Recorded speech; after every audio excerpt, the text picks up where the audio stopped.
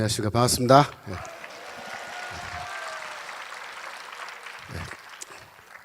제가 사실 지난주에 의정부에서 강의를 하나 했는데 그 강의 내용을 들으시고 여러분들이 반응이 너무 뜨거워서 정강 목사님이 저한테 당분간 똑같은 얘기 해도 괜찮다.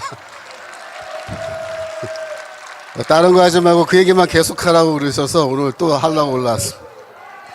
근데 사실 제가 그 전에 평택에서 그 특강 하는 날, 그날은 이제 성경 얘기 한참 하고 마지막 10분 남겨놓고 제가 개인적으로 좀 걱정거리 함께 나눈다 그러면서 몇 마디 했는데 그날 이제 마치고 내려가는데 우리 정관 목사님 사모님께서 저를 붙드시더니 오늘 그 마지막에 한 말을 좀 자세하게 또 하면 좋겠다고 다음번 기회 오면 꼭 하라고 그러셔서 제가 지난번에 한번 했는데 이렇게 됐습니다. 여러분 뭐 다 아시겠지만 혹시 모르시는 분께서 제 소개를 하자면 저는 지금 서울에 있는 장로회 신학대학교의 신학학 교수로 있는 김초롱이고요. 저는 감사합니다.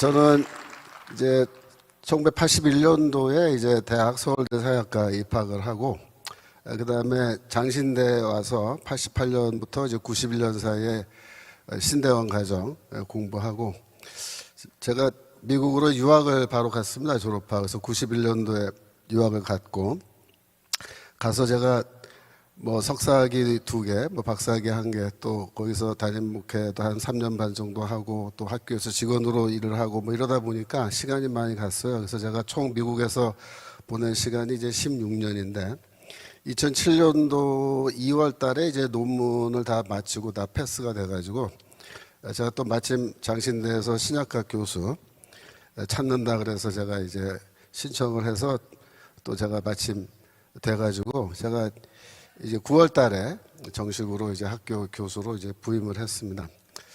그러니까 그동안 한국을 뭐 16년 정도 비워놓고 제가 뭐 공부하느라고 사실 한국 상황에 대해서는 크게 관심을 안 가지고 지나다가 이제 한국에 왔는데 제가 한국에 와서 제일 처음 그 좀 충격을 받은 사건은 뭐냐면은 그 2007년도에 그 뭡니까 그 광우병 시위가 있었죠. 그죠? 광우병 시위가 있는데 제가 이제 9월에 부임하는데 이제 8월 달에 여름에 그 학교에서 헬라어 강의를 좀 해달라 그래서 여름방학 때 헬라어 강의를 하는데 이 강의 하루에 4시간씩 수업을 해야 돼요. 그래서 한 3주면은 한 학기 과정이 다 끝날 정도로 이렇게 굉장히 빡세게 공부하는 그런 과정인데 어느 날 학생들이 수업이 안 나온 거예요. 그래서 얘네들 왜 안 나오냐 했더니 저기 광화문에 갔다는 거예요.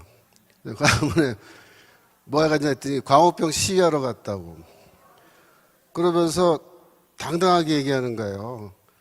걔네들이 또 그 다음 날에 왔는데 야 너희들 그 저기 공부 안 하고 왜 그런 데 가서 돌아다니고 시위하냐 그랬더니 뭐 그랬는데 무슨 상관이냐는 식으로 이렇게 저한테 얘기를 하길래 제가 깜짝 놀랐습니다. 그래서 그때 야 이거 학생들이 옛날에 내가 공부할 때랑은 전혀 다르구나 그런 걸 많이 느꼈는데 저희 집사람도 이제 똑같은 말을 하는 거예요. 그래서 한국 와서 이렇게 사람들 만나서 얘기해 보면은 한국 사람들이 다 좀 정상이 아닌 것 같고 좀 이상하다 그런 얘기를 이제 많이 했어요. 그래서 저도 마음속에 좀 걱정이 되고 그래서 야 우리나라가 예전에 내가 알던 그 대한민국이 아니고 완전히 다른 나라가 됐구나. 그래서 마치 그 선교사가 이제 타문화권 국가에 선교하러 가면은 그 타문화권에 온 그 느낌 있잖아요. 그런 느낌이 있는데 솔직히 말하면 제가 그때 그런 말 했어요. 나 타문화권에 온 사람 같다. 내가 뭐 선교사는 아니지만 고국에 귀국을 했는데도 좀 이상하다. 그런 생각을 많이 했습니다. 그런데 이제 그러던 와중에 이제 2012년도에 대통령 선거를 이제 했잖아요. 그래서 그때 박근혜 대통령 당선되셨는데 저는 이제 그날 개표하는 거를 밤늦게까지 잠을 안 자고 이렇게 쭉 봤어요. 그때 아슬아슬하게 그때도 이겼잖아요. 새벽까지. 그래서 잠이 안 오는 거야. 이게 이 나라가 이게 망하느냐 아니면 괜찮은 길로 가느냐 하는 게 이제 갈림길 같은데, 그때는 정말 조마조마하게 봤는데 결국 아슬아슬하게 이제 당선이 돼서 그때 참 하나님께 감사하고 한숨 났습니다. 한숨 놓고 이제는 좀 뭔가 괜찮게 되겠다. 나라가 이제 똑바로 바른 길로 바로 잡히지 않을까. 그렇게 이제 기대를 했는데, 사실 뭐 박근혜 대통령이 많은 노력을 했습니다마는 그렇게 한 번에 짧은 시간에 몇 가지 일을 한다 그래서 뭐 나라가 금방 바로 잡히지는 않는 거죠, 그죠? 그래서 그 이후에도 계속해서 이제 문제가 터지고 그랬어요. 제가 그때 당시에 이제 2015년, 16년 그 어간인데, 그때 이제 국정교과서 새로 만든다. 그래서 이제 박근혜 대통령이 발표하고 이제 국정교과서 만드는 문제가 터지니까 이제 그때 뭐 반대하는 분들도 많고 막 그랬잖아요. 그래서 제가 그때 저도 사실 뭐 교과서 문제 그 전까지 큰 관심 없었는데 그런 일이 터지고 제가 하루는 그 광화문에 그 교보문고 있잖아요. 교보문고에 이제 가서 제가 대체 역사 교과서에 뭐 어떻게 돼 있길래 이 난리인가 그래갖고 이제 역사 교과서 사러 간 거예요. 한번 읽어보려고 중고등학교 듣고 갔는데 이미 계절이 바뀌었다고 교과서 다 치워버리고 없더라고요. 그래서 제가 직원한테 물어봤어요. 왜 이렇게 없냐 했더니 다 치운대요. 그때쯤 되면. 그래서 그러면은 교과서 말고 뭐가 있냐 했더니 여기 참고도서라는 게 있대요. 그러니까 그 교과서를 시험 보기 위해서 학생들이 사용해서 공부하는 이런 참고서가 있는데 거기에 이제 많이 있더라고요. 그래서 제가 그 참고서를 이제 사다가 한번 쭉 봤어요. 근데 그 참고서라는 것들이 결국은 이제 교과서 외에 선생님들이 가르치는 거고 또 시험 문제도 그런 게 나오는 것들인데 다 읽고 나서 제가 깜짝 놀란 거예요.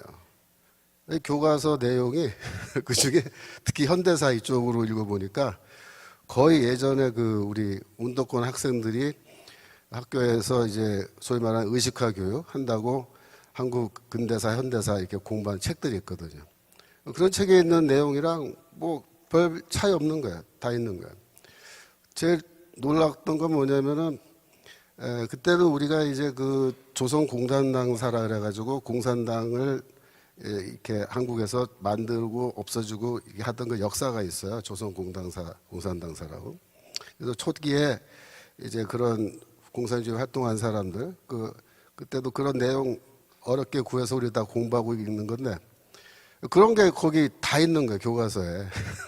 그래서 제가 이게 운동권 서적이지 무슨 역사 교과서냐 그런 생각이 들어가지고 그런 생각이 있던 차에 저희 학교 교수들하고 이렇게 사석에서 얘기하다가 좀 언쟁이 시작돼서 제가 그때 당시에 국정교과서 문제에 대해서 글을 좀 썼어요. 그래서 저희 학교 웹사이트에 올려놨더니 많은 분들이 그걸 보고 또 막 퍼나를 쓰고 그래가지고 제가 그때도 글 쓴 것 때문에 한참 좀 학교에서 문제도 되고 뭐 여러 가지 있었습니다만 그런 일들을 이렇게 자꾸 겪으면서 우리나라가 지금 문제가 심각하구나 하는 거를 저 개인적으로도 많이 이렇게 느끼는데 제일 그 심각하게 제가 그 경험한 거는 2013년도예요. 2013년도에 여러분 기억하실지 모르겠지만은 그 RO 사건이라는 게 있었습니다. 그게 뭐냐면 이석기라고 전 통합진보당 국회의원이죠. 그분이 국회의원 하던 시절인데 저기 서울 합정동에 있는 어떤 카톨릭 성당의 부속 건물에서 이 RO가 뭐냐면은 레볼루셔너리 오거나이제이션의 약자예요. 레볼루셔너리는 혁명가를 말한 거예요. 그래서 혁명가 조직입니다. 혁명가 조직 모임을 한 거예요. 근데 그게 이제 그날 130명의 혁명가들이 모였다는 거예요.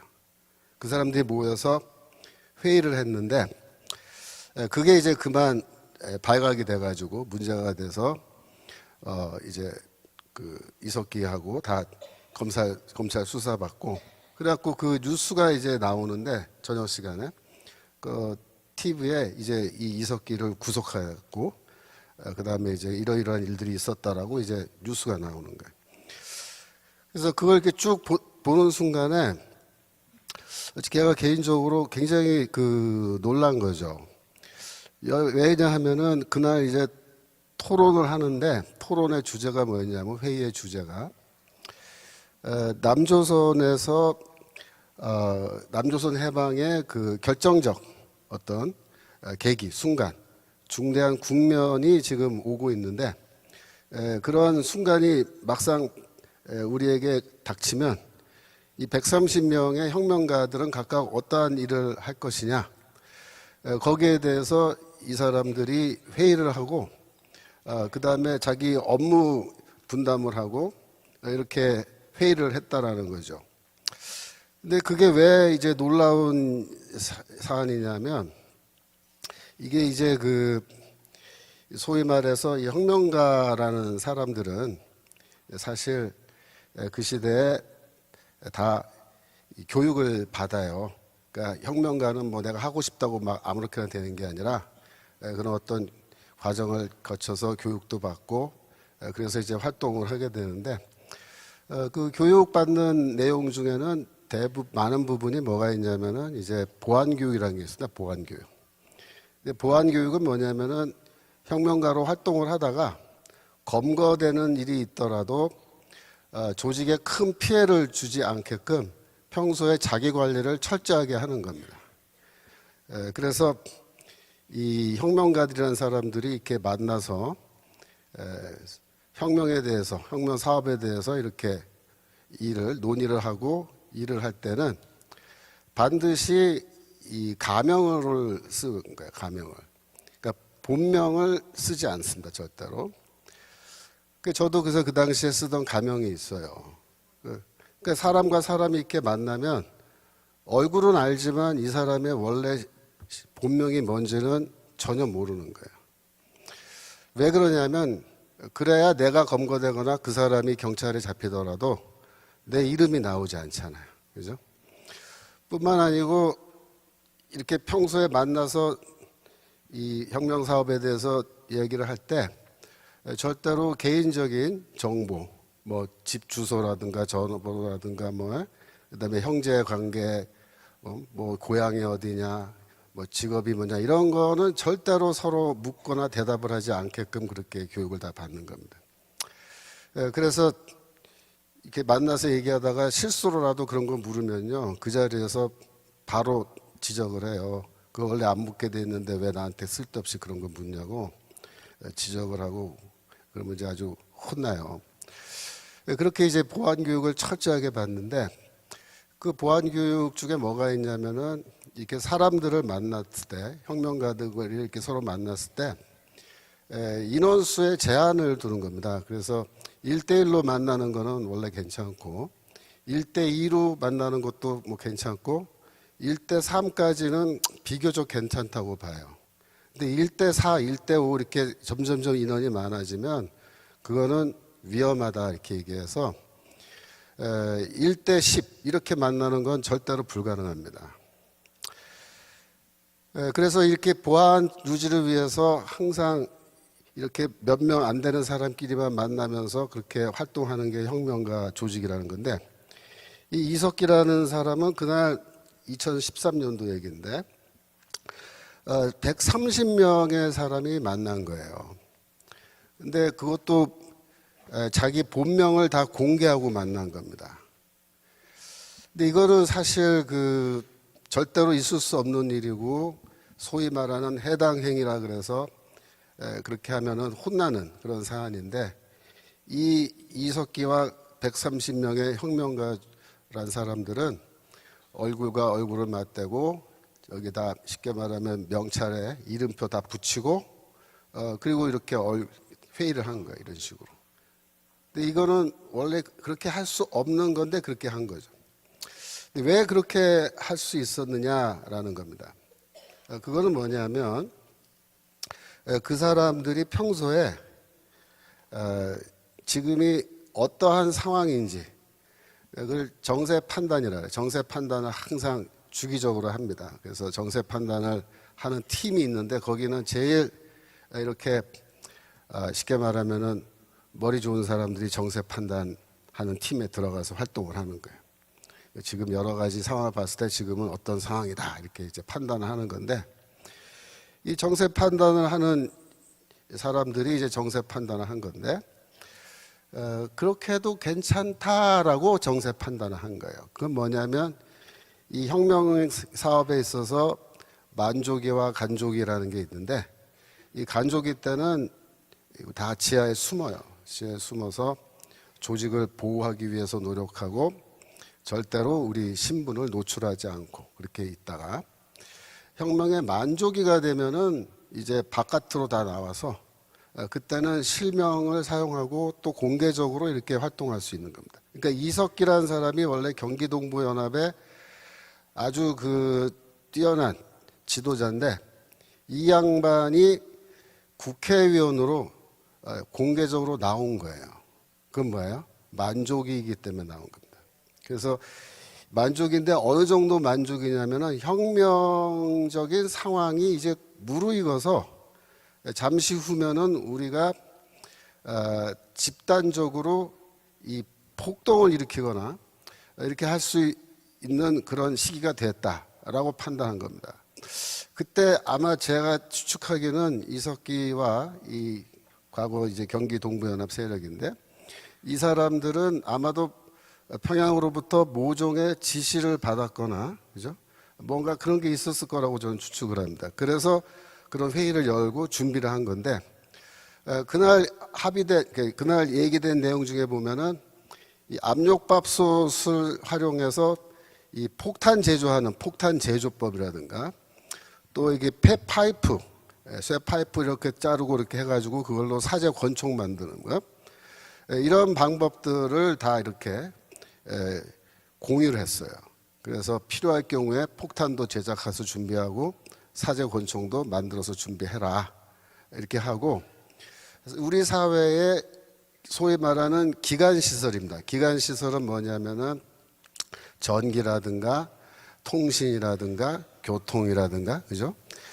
또 에너지라든가 이런 여러 가지, 특별히 또 중요한 게 급수, 물, 수돗물, 식수, 이런 걸 보호하는 그런 시설들이 서울 시내 곳곳에 다 있거든요.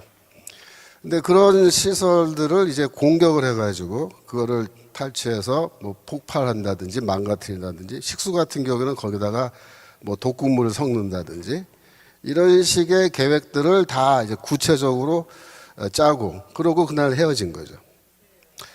그런데 다행스럽게도 그날 뭐 국정원 직원이라고 저 얘기 들었는데, 그런 분이 거기 이제 들어가서 신분을 위장하고 들어가서 회의 내용을 다 녹음을 한 거죠. 그래서 그 녹음한 거를 이제 검찰에 넘겨서, 뭐 움직일 수 없는 증거가 있었기 때문에 완전히 이 이석기를 잡아놓을 수 있게 된 건데, 사실 그날 신문 기사에 따르면은 그날 130명이 모였는데 130명이 다 경찰에 잡혀가진 거 아니에요. 제가 기억하기로는 10명도 안 잡혀갔어요, 사실은. 나머지는 그냥, 그러니까 이 정도로 이제 허술하게 사실은 그때 당시에도 대처를 했는데, 저는 그 뉴스를 이렇게 들으면서 제가 제일 놀란 건 뭐냐면은, 내가 모르고 있는 사이에 이 사람들은 지금 남조선에서 인민해방, 그다음에 공산혁명이 이제 일어날 수 있는 아주 좋은 시기, 드디어 적기가 되었다라고 그렇게 판단을 하고 그런 준비를 한 거예요. 근데 저도 사실 그런 정세 판단하는 그런 일들을 과거에 조금 해봤었는데, 항상 그 정세 판단을 하는 그 팀의 판단은 매우 구체적이고 정확한 근거를 가지고 이렇게 하는 겁니다. 대충 아무렇게나 하는 게 아니에요. 그래서 그 정세 판단 팀은 지금 제가 생각하기에는 굉장히 정확한 판단을 한 거예요. 그 정도로 우리 한국 사회가 망가져 있었던 거예요. 이미 언제? 2013년도. 지금부터 10년 전에 그 시점에 이미 한국 사회는 다 망가져 있는 거예요. 그러니까 전 목사님께서 다 망가진 대한민국 우리가 지금 살려서 목숨을 지금 연명시켜 놨는데 무슨 소리냐 얘기하는데, 그 말이 저는 뭐 가장된 말이 아니라고 생각합니다. 2014년도에 이미 이 아로 사건이 터진 거는 그 무슨 사인이냐면, 한국 사회가 이미 벼랑 끝까지 가 있다라는 거예요. 벼랑 끝까지. 한 몇 걸음만 더 가면 이제 떨어져서 끝장나는 그런 상황 속에 있었다라는 거죠. 그러니까 저는 그날 저녁에 뭐 밥 먹고 편안한 마음으로 응접실에 앉아서 이제 TV 보면서 뉴스 보면서 커피도 마시고 이제 그날 제가 사과를 먹고 있었는데 제가 사과를 이렇게 먹다가 그 뉴스를 보는 순간에 얼어버렸어. 그리고 이렇게 넋을 잃고 보는 거예요. 마음속으로 어떻게 생각하면서 야 큰일 났다. 야 이거 진짜 큰일이구나. 우리나라가 지금 백척간두에 섰구나. 잘못하면 죽는 일이 생기겠다. 그래서 저는 그날 너무 놀래가지고 그날부터 사실 밤에 잠이 안 오는 거예요. 아 이거 큰일 났다. 이거 어떻게 하면 좋나. 하여튼 그런데 그런 일들이 그럼 왜 생겼느냐 그 역사를 제가 조금 설명드리면 우리나라의 이 학생 운동권, 제약 운동권이 처음부터 이렇게 종북 세력이었던 건 아니에요. 70년대에도 운동권 사람들, 학생들 혹은 졸업한 선배들 중에 이렇게 만나서 얘기해 보면은 북한하고 상당히 가까운 듯한 이런 얘기하는 사람들이 있었어요. 제가 그때도 이렇게 만나서 얘기해 보면 그런 선배들도 있고 그랬는데 그래도 뭐 운동권이라는 거는 뭐 주체 사상 이런 거 잘 모르던 시절입니다. 제가 81년도에 입학했을 때만 해도 그렇다 그런 말입니다. 제가 83년도에 이제 학교에서 지도 휴학이라 그래가지고 강제로 이제 휴학을 시켜서 제가 군대를 가고 제가 군대에 갔을 때도 이제 저는 이제 찍혀서 간 거예요. 그러니까 이 좌익 학생이다, 운동권 학생이다 그래서 이제 강제로 군대 가는데 그때 당시에는 군대에서 이제 녹화 사업이라는 거였어요. 녹화 사업. 녹화 사업은 무슨 뜻이냐면 이 머릿속이 빨가니까 푸르게 해주더라 그래서 군대 그 보안대에서 녹화 사업 프로그램이 있었어요. 저는 그때 이제 A급, B급, C급 분류를 하는데 저는 제가 스스로 지금도 분명히 나는 C급이라고 생각하는데 제가 잘못 분류돼갖고 제가 A급으로 분류가 돼가지고 저는 2주간 여기 서울에 있는 뭐 세월 지났으니까 말할 수 있어요. 세운상가 있죠, 세운상가. 거기 보안대 분실이 있었어요. 거기 제가 2주 동안 갇혀가지고 조사받고 이제 뭐 하여튼 그랬는데 뭐 그러면서 제가 하여튼 군대 생활 잘 했습니다. 그래서 제가 군대 생활하면서도 모범사병으로 뭐 휴가도 오고 그랬어요. 그래서 군대 생활 잘했다고 나중에 고참들이 군대 말뚝 박아라 이런 말도 하고 그랬었는데 제가 지금 85년 12월에 이제 제대를 했단 말이에요. 12월에 이제 제대해서 집에 왔더니 친구들을 이제 만났는데 친구들이 고생했다 그러면서 이제 봉투에다가 뭘 줘요 이렇게. 집에 와서 보니까 이제 이런 프린트된 유인물인데 책 같은 거예요. 근데 책의 그 수준이 좀 조잡해요. 표지도 그렇고 인쇄된 그 수준이 깨끗하게 인쇄가 안 됐고 좀 조잡하게 인쇄가 됐는데 여하튼 뭐 받아서 밤새 읽어봤어요. 쭉 읽었는데 읽어보니까는 내용이 뭐냐면 우리의 적, 학생운동이 말하는 주적은 미국이다 이렇게 주장하는 거예요. 그 책에서.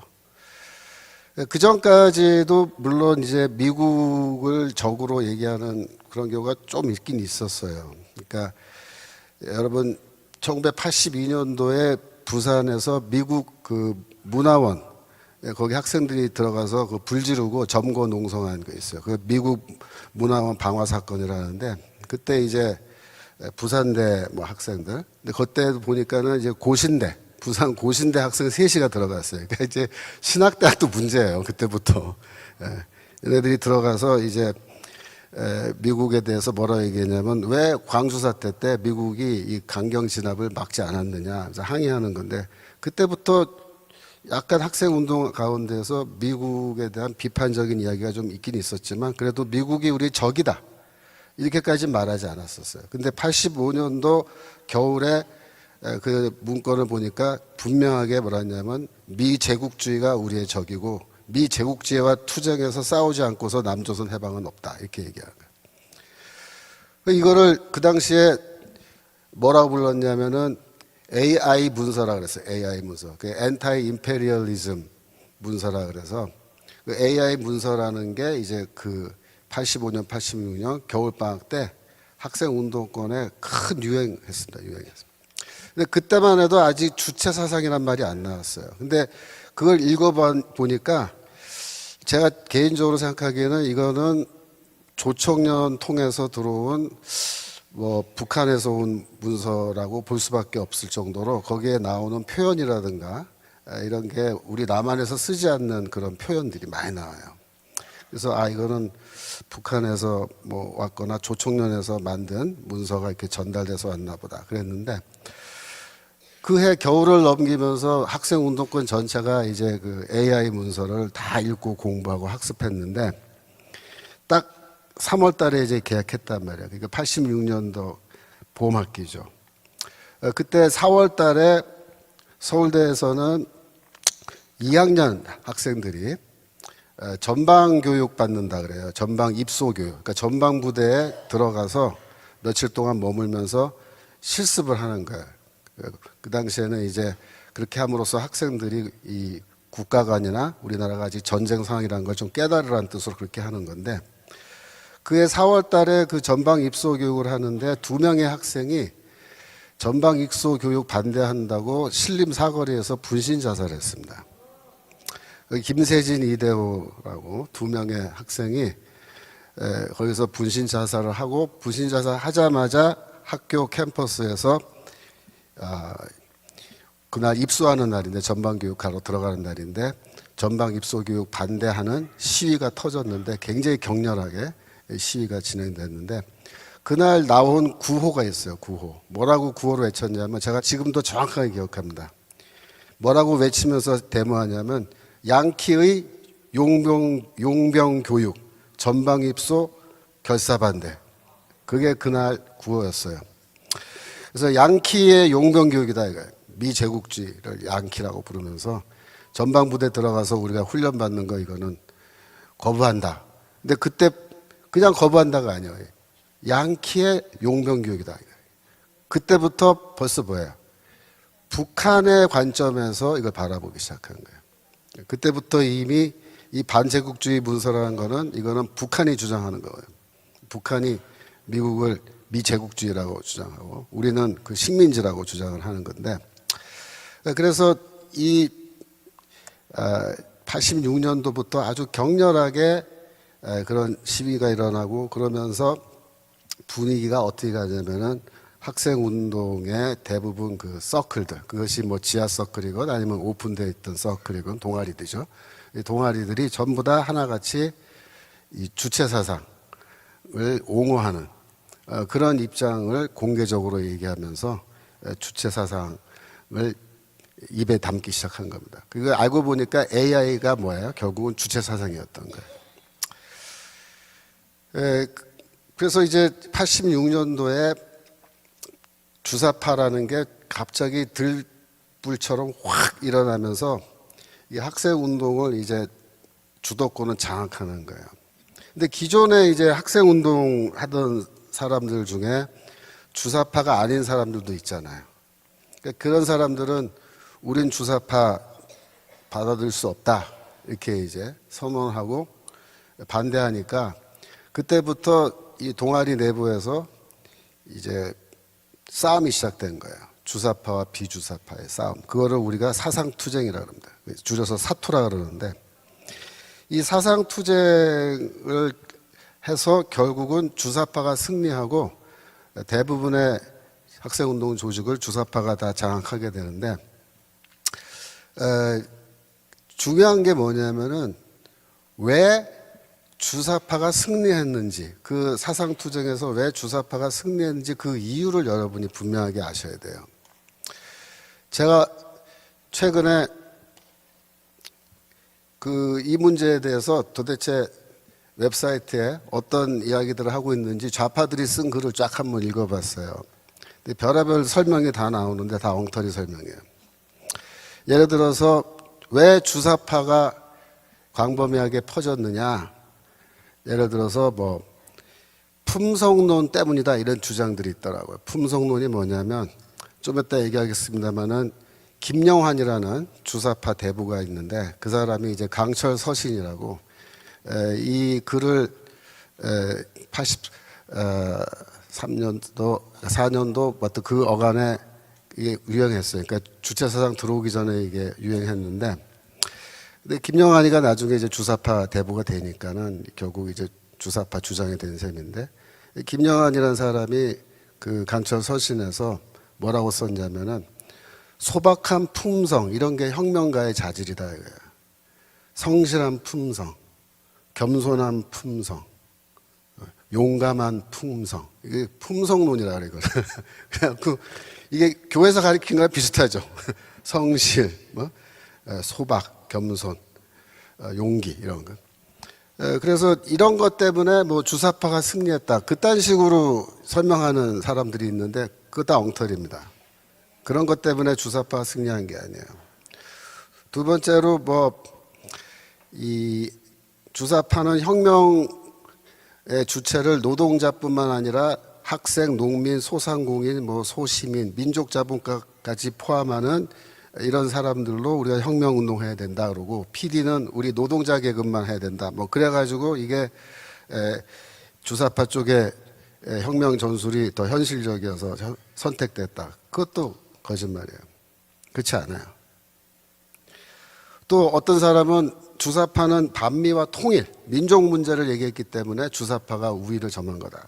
그것도 사실은 거짓말입니다. 맞는 말 아니에요. 제가 알려드릴게요. 그러니까 이 젊은 사람들 지금 주사파 중에 젊은 사람들은 왜 자기들이 승리했는지 몰라요. 그 당시에 현장이 없었기 때문에. 저는 그때 현장이 있었기 때문에 제가 정확하게 말씀드릴 수 있는데 주사파와 비주사파가 사상투쟁하면서 결국 주사파가 승리할 수 있었던 이유는 딱 하나예요. 뭐냐면은 남조선 해방의 혁명 전략 전술에 대한 토론에서 비주사파가 졌어요. 어떻게 된 거냐면 주사파들이 이렇게 말한 거예요. 그러니까 너희들 비주사파한테 이렇게 얘기한 거예요. 너희들 남조선 혁명한다 그러는데 혁명 전략이 뭐냐 얘기해봐라. 그 당시에 대부분의 우리 학생운동권에서는 혁명 전략이 뭐냐면 전국적인 폭동을 일으키는 거예요. 그것도 동시다발적인 폭동인데 보통 폭동이 아니고 무장 폭동을 일으킨 겁니다. 그래서 그 모델이 뭐냐면 광주 사태예요. 광주 사태 때와 같은 폭동이 광주에서만 일어난 게 아니라 서울, 경기, 인천, 대구, 부산, 광주, 전주, 대전에서 한꺼번에 폭동이 일어나면은 그러면 자기들이 혁명 성공할 수 있다 이렇게 생각하고 있었던 거예요.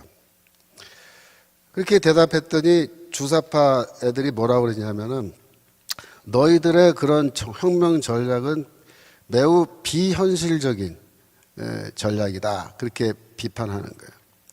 왜 우리가 비현실적이냐 그랬더니 너희들 광주 사태 때 그 시민들이 무기고 털어서 무장해서 이렇게 폭동 일으켰지만 결국 이 군대가 그러니까 현역들이 정규군이 진압하러 들어오고 이렇게 했을 때 전투에서 절대로 정규군을 시민군이 이길 수 없다. 그게 현실이다. 소총 몇 자루 갖고 되는 일이 아니다. 저쪽에 탱크 몰고 오고 헬리콥터 뜨고 이러는데 어떻게 이기냐 이거죠. 그래서 너희는 그럼 무슨 뾰족한 수가 있느냐? 그랬더니 주사파들이 하는 말이 아주 놀라운 말을 하는 거예요. 그때 우리가 북측에 있는 즉 북조선에 있는 인민해방군을 동원하는 것만이 남조선 해방을 할 수 있는 혁명할 수 있는 유일무이한 길이다 이렇게 딱 선언하는 거예요. 그러면서 우리는 지금부터 남조선 혁명을 위해서 북조선 노동당과 긴밀한 연락을 취하면서 협조하에서 우리가 이 혁명 사업을 해야 된다. 그렇게 그때 벌써 선언을 해버린 거예요. 그러니까 이 혁명 전략 전술 논쟁에서 비주사파와 주사파의 이 싸움은 여러분 생각해 보세요. 누가 이기겠어요? 그렇게 말하면. 주사파가 이길 수밖에 없어요. 그래서 그때 그 대목에서 다 나가 떨어져 버린 거예요, 우리가. 못 이긴 거예요. 그래서 결국 주도권을 주사파가 다 가져가게 됐고, 그때부터 이 캠퍼스에서는 주체사상 교육을 하는데 아예 김정일이가 쓴 책이라는 게 있어요. 김정일이 쓴 책인데 뭐 주체사상에 대하여 이런 책이 있습니다. 또 막스 레닌주의와 주체사상의 기치를 높이 들고 나가자 뭐 이런 책들, 이런 책들을 아예 갖다 놓고 읽는 거예요. 학습을 하는 겁니다. 학교에서. 97년도에 황장엽이 망명한 다음에 뭐라 그랬냐면 사실 그 책들은 내가 쓴 거다. 내가 초안 잡은 거다. 이렇게 얘기를 했어요. 근데 뭐 여하튼 그래서 86년도가 지나면서 대학가, 서울대뿐만 아니라 대부분 대학가에 이 학생운동권이 다 주사파로 넘어간 거고요.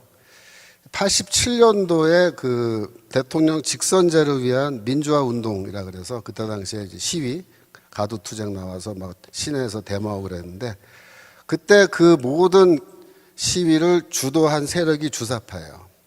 그때 이미 주도권 잡았기 때문에 주사파가 87년도 민주화 투쟁이라는 걸 자기들이 다 한 겁니다. 그래서 대통령 직선제를 따냈다 이거죠. 그래서 민주화가 이제 완성됐다. 그러면서 자기들이 소위 말하는 민주화 세력이다 이렇게 된 거예요. 민주화 세력. 나중에 이제 김대중 때 어떻게 됩니까? 이 민주화 세력들을 다 그 정당에다 받아들이는 거예요. 그래서 소위 말하는 이 학생운동, 특히 이제 주사파 맛을 본 걔네들이 정당으로 들어가게 된 게 그때부터예요. 그 민주화운동, 87년 민주화운동은 주사파의 승리라고 저는 그렇게 얘기합니다. 우리의 민주주의 승리가 아니고 주사파의 승리다. 왜? 걔네들이 자기들이 지금까지 해온 공산주의 운동을 민주화 운동으로 아주 그냥 둔갑을 시킨 거예요.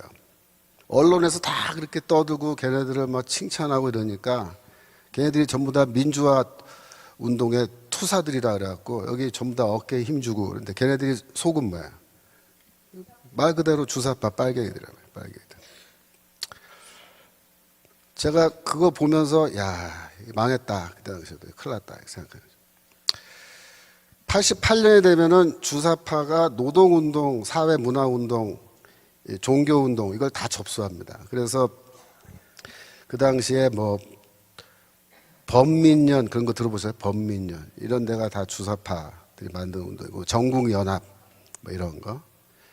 노동운동에서는 이제 울산연합 또 인천연합 이런 게 있는데 울산연합과 인천연합이 주사파의 노동운동의 본거지예요. 그래서 주사파가 인천, 울산 중심으로 해서 강력한 노동운동의 그 기지들을 갖고 있습니다. 이 주사파 그렇게 막 승승가도를 달릴 때 김영환이라는 사람이 서울대법대 82학번인데 이 사람이 주사파를 사실상 이렇게 만들어낸 사람이라고 얘기하는데 이 사람이 그 91년도에 북한을 가요. 그래서 잠수정을 타고 월북합니다. 2번 갔다 와요. 그래서 김일성도 만나보고 오고 뭐 주체사상 이론가들과도 만나고 오고 그랬는데 그때 조금 실망을 했다 그래 자기 나중에 얘기해 보면은. 근데 그래도 돌아와서 이제 돈을 받아와요. 혁명 자금을. 그래갖고 그 돈으로 이제 민혁당 조직을 92년도에 합니다. 민혁당 지하 조직이죠. 그런데 97년도가 되면은 김영환이가 이제 고민하다가 도저히 북한은 우리가 꿈꿨던 그런 나라가 아닌 것 같다. 뭐 이래가지고 선언을 해요. 뭐라고 그러냐면 나는 더 이상 이 북한의 입장을 지지하고 따르는 그런 거 안 하겠다. 그래서 민혁당을 해산하자 이렇게 얘기해요. 자기는 북한 해방운동 하겠다. 뭐 이렇게 했는데 그때 이제 상당수의 이 민혁당 조직이 자체 해산을 하고 흩어지지만은 그러나 거기에 이제 강력하게 반발한 그룹이 있어요. 그게 누구냐면 이제 경기 동부연합인데 이 사람들이 그래서 진정한 주사파입니다. 김영한이가 주사파 조직 해산하고자 할 때 동의 안 하고 우리는 끝까지 북한에게 충성해야겠다라고 남은 그룹이에요. 이 사람들은 성남시를 거점으로 하고 서울 외국어대 용인 캠퍼스 출신들이 중심으로 돼서 이렇게 되어 있는데 이석기가 그 지도자죠. 근데 이제 이석기의 경기동부연합이 왜 중요하냐면 지금 대통령 후보로 나왔고 민주당 당대표로 있는 이재명이라는 이 사람이 이 경기 동부연합과는 매우 끈끈한 관계에 있기 때문에 제가 이렇게 길게 설명을 드린 거예요. 이재명이라는 사람이 중앙대 법대 출신인데 이 사람이 이제 사법고시 보고 변호사가 됐어요. 그때도 이제 노무현의 그 연설을 듣고 자기는 판검사 안 하고 변호사 하겠다. 노무현의 영향으로. 그래서 이제 변호사가 돼서 성남시에서 이제 개업해가지고 활동을 하는데 뭐 89년도에 민변에서 활동하면서 시민운동을 막 하고 열심히 이렇게 했었어요. 근데 이 사람이 이재명이가 2005년도에 열린 우리당에 당원 가입을 합니다. 2005년도에. 그리고 2006년도에 첫 번째 성남시장 선거에 도전해서 떨어져요. 근데 2005년도에 열린 우리당에 당원 가입할 때 뭐라고 얘기하냐면 나 성남시 시장 출마하고 싶다 이러고 가입해요. 그래서 그쪽에서는 밀어준 거예요. 당에서는. 근데 여러분들이 이재명이라는 사람이 북한 다녀온 거 아세요? 네? 북한 다녀온 거 모르죠? 네. 아는 사람들은 아주 똑똑하신 분들이에요. 제가 자료를 찾아보니까 이재명이가 2005년도에 평양을 다녀왔습니다. 2005년이 바로 언제냐면 열린 우리당에 당원 가입한 건데 8월 달에 여름에 가입을 해요. 근데 사진을 보면 언제냐면 가을이에요. 그러니까 열린 우리당 가입하자마자 가을에 평양을 다녀오는 거예요. 그 사진 한번 보여주세요. 예. 평양의 순안공항 도착했을 때, 예. 2005년이니까 지금으로부터 뭐 10몇 년, 15년 전 얘기죠. 그죠?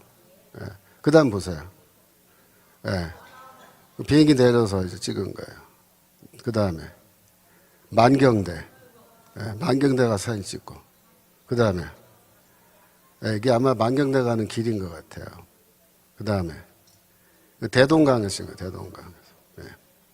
또 예, 거기 안내원인지 하여튼 누구인지 하여튼 그 사람, 북한 사람이랑 같이 찍었죠.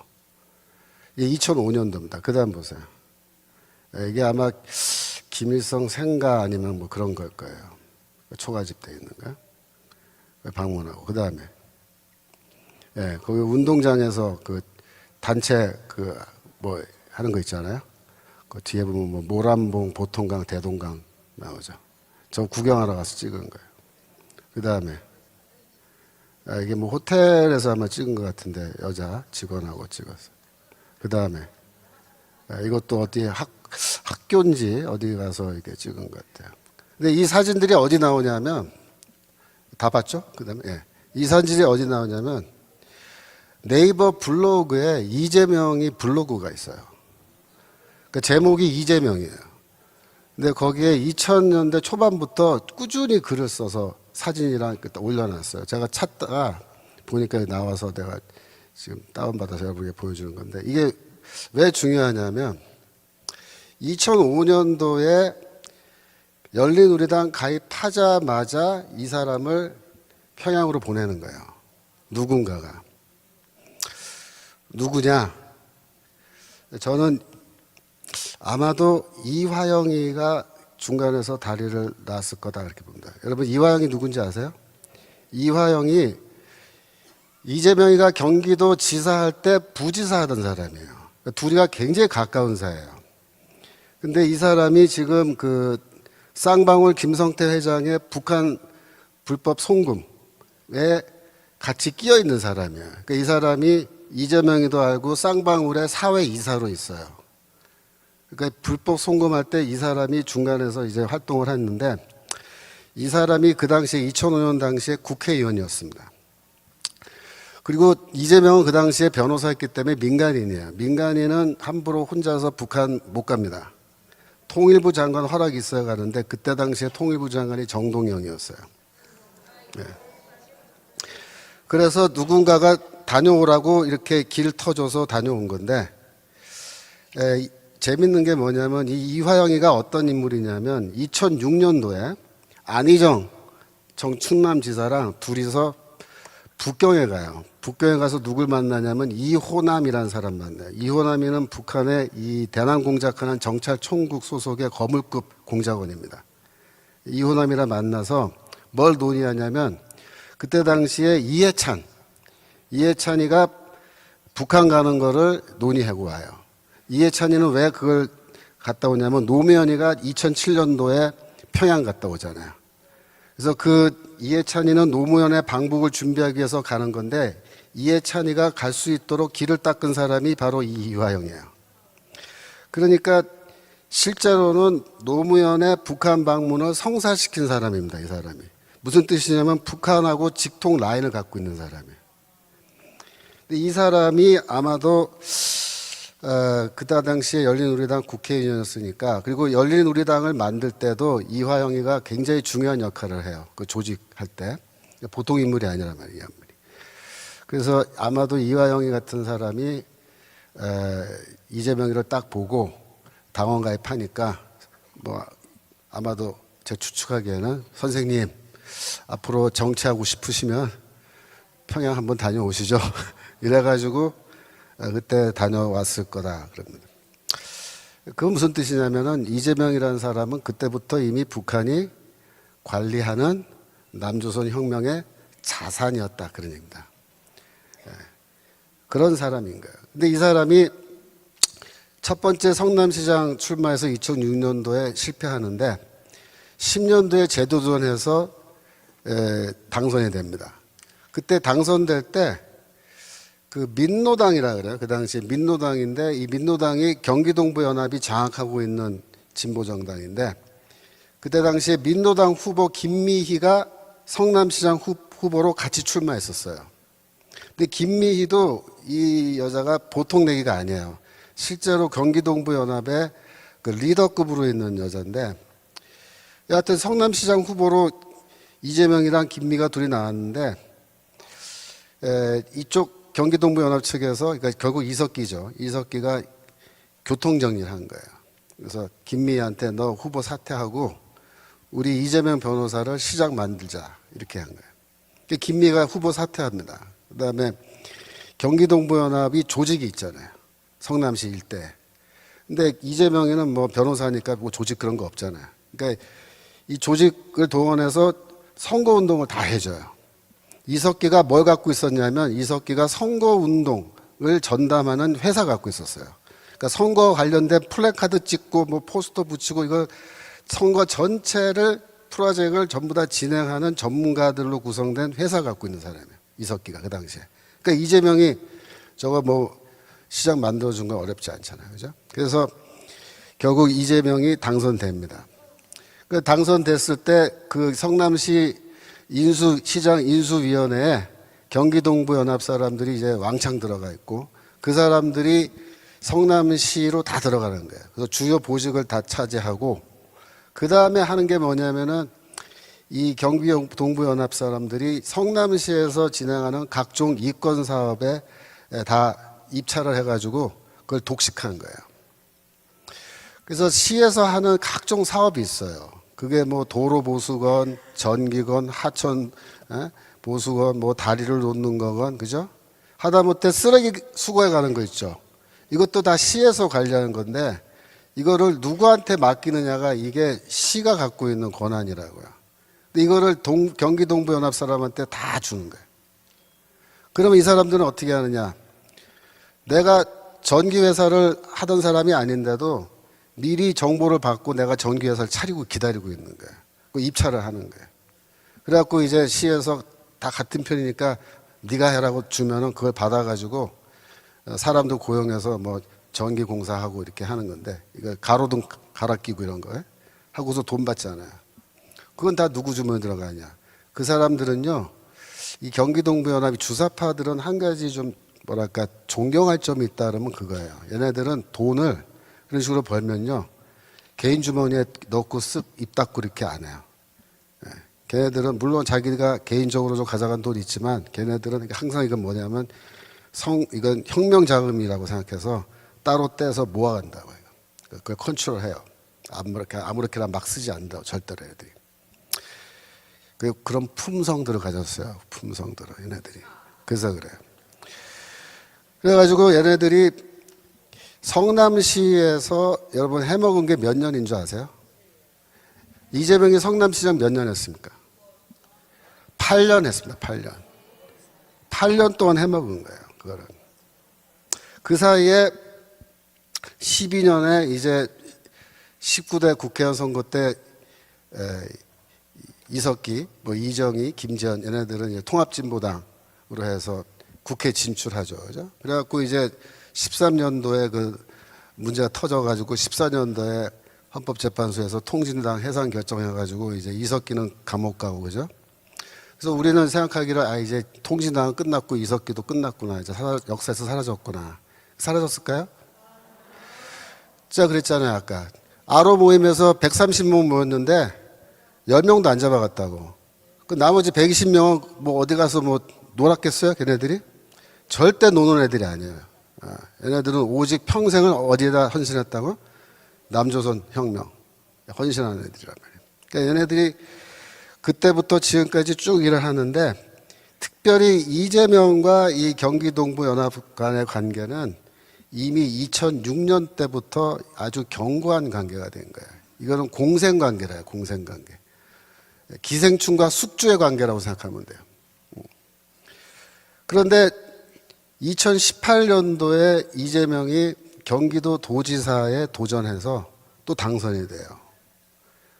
이때도 누가 1등 공신이었겠어요? 예. 경기동부연합이 결국 다 선거운동 해주고 그렇게 한 거예요. 그래서 경기동부연합 애들이 쉽게 말하면 제가 보기엔 그래요. 8년 동안 성남시를 해먹었잖아요. 그러니까 경험이 풍부한 애들이에요. 해먹는 경험이. 그러니까 얘네들이 이제 눈을 돌려서 이재명이를 경기도 도지사 만들자 해갖고 이제 만들었잖아요. 그러면 경기도가 얼마나 넓어요. 그죠? 여러분 성남시도 그거 보통 시 아닙니다. 여러분 성남이 뭐 이렇게 가난한 동네 이렇게 생각하시는데 분당이 성남시예요. 판교가 성남시고. 아세요? 그러니까 성남시 재정이 어마어마하게 크단 말이에요. 근데 그걸 다 해먹은 거예요, 얘네들이. 경기도 들어와서 이제 경기도를 해먹기 시작하는 거죠.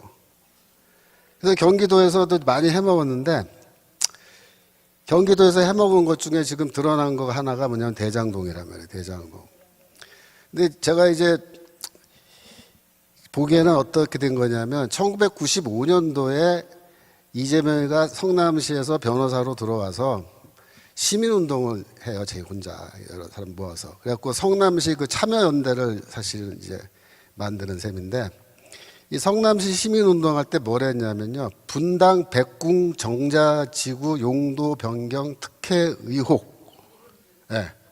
또 분당 파큐브 특혜 분양 사건.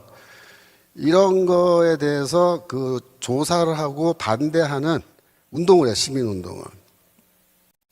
근데 그게 뭐냐면은 그 성남시에서 그 지역 도시개발할 때 도시개발한 과정에서 일어나는 비리, 특혜 분야, 비리를 들여다보고 그거 못하게 막는 운동을 이재명이가 한 거예요.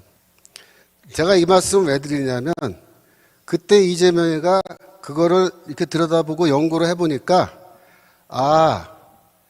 도시개발하고 지역개발할 때 요렇게 해먹으면은 법을 안 어기고도 왕창 해먹을 수 있구나라는 그 공부를 한 거예요, 이 사람이. 제가 보기에. 그래서 그런 걸 통해서 노하우를 이제 깨우치고 해먹기 시작한 게 이제 뭐 대장동 또 뭐 무슨 동이에요? 뭐 백현동 뭐 이렇게 하는 거죠. 이게 대장동 사건의 그 내용이 뭐냐? 이게 뭐 신문 기사나 이런 데 읽어보면은 복잡해가지고 뭐 이게 대체 뭐냐 잘 이해가 안 간다 그런 분들 많이 계시는데 이 성남시 도시개발공사라는 걸 만든 거예요. 근데 거기에서 이제 책임지고 이 대장동 도시개발을 하는데 이 도시개발공사가 처음부터 선언을 한 거예요. 선언. 뭐라고 선언하냐면 우리는 일정액 요것만 그러니까 이득이 생기면 요 일정액 요것만 우리가 성남시가 가져가고 나머지는 안 가져가겠다고 선언을 해버린 거예요.